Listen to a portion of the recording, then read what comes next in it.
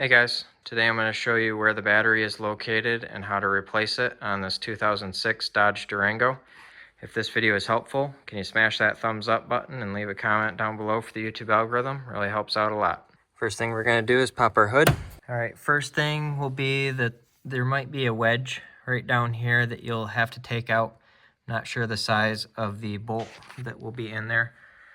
But basically there's usually a wedge down here that's holding the battery in place, but mine is missing. The next step will be to remove the battery terminal cables here. So there are two nuts right here, 1, 2, they're both 10 millimeter, and you just need to loosen them like that, and then you'll be able to wiggle and pull up on those cables and they'll come loose. So we're going to do that for the positive cable as well. Now we'll just stick our new battery back in here and replace the cables in that wedge. When you're replacing this cable, you're apt to hear some sparking and some clicking, popping.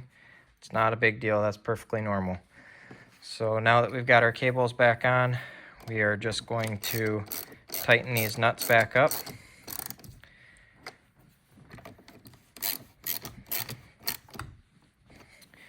Something to note is that if you have a metal tool like this that you are putting on here and you come down and touch this to any part of the body or the hood or anything that is grounded, you're gonna cause an arc across here and it's gonna get real uncomfortable real fast. So make sure that you don't let your metal tools touch anything and ground out when you're retightening the positive cable here. So at this point, put that cover back on, put your wedge back in if you have one, and this job is pretty much done.